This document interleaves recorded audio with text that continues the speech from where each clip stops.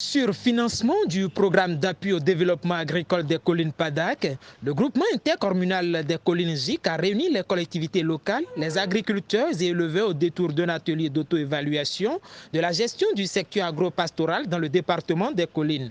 À l'issue des travaux, Denis Ayenan, directeur exécutif du GIC, a situé le contexte de cette rencontre. En fait, l'atelier de ce jour est organisé en application du mandat qui nous a été donné par le PADAC de travailler à l'apaisement de la cohabitation entre éleveurs et agriculteurs au niveau du département des collines, en complément de tout ce qui a été fait en termes d'ingénierie sociale pour le balisage des couloirs de passage des animaux.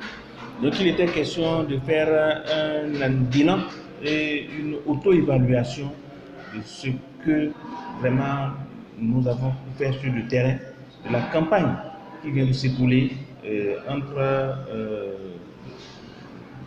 au cours de cette année. Donc cet atelier d'auto-évaluation est un cadre offert pour faire le dialogue entre les acteurs. C'est pourquoi vous avez vu qu'il y a les producteurs agricoles, il y a les éleveurs, il y a les structures d'accompagnement à travers la DDED, à travers la direction de l'élevage, à travers les services des eaux et forêts, mais à travers aussi la police. Parce que c'est autant d'acteurs qui sont impliqués dans la gestion des conflits entre agriculteurs et éleveurs. Donc, on a vu comment les gens se sont parlé. On a passé en revue l'environnement institutionnel qui accompagne la gestion du pastoralisme à travers les décrets interministériels qui sont pris. On a essayé de faire connaître ça aux acteurs pour que les règles soient appliquées.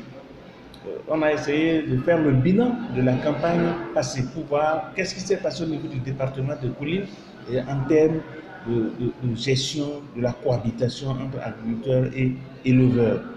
On a passé en revue aussi les enjeux du secteur pour le développement économique des collines. Outre les séances de sensibilisation, le groupement intercommunal des collines multiplie des actions pour redynamiser le secteur agro-pastoral. Au niveau de la sécurisation des couloirs, nous avons obtenu du PADAC un mandat de baliser 156 km de couloirs qui traversent 4 communes, Ouessé, Glazoué, Banté et Savalou.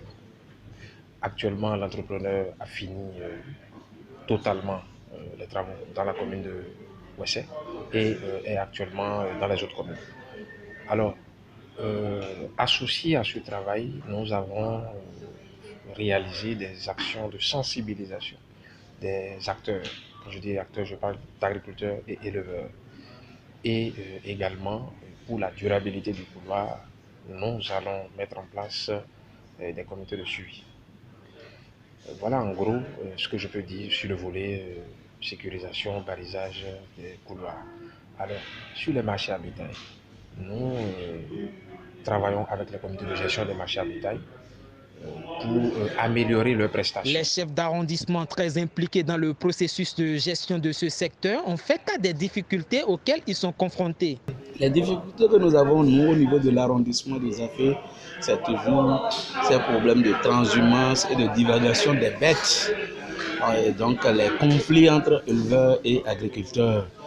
Pourquoi ce problème? Vous devez savoir que l'arrondissement des affaires n'a pas une grande superficie. Et le peu de superficie se côtoient les éleveurs et les agriculteurs.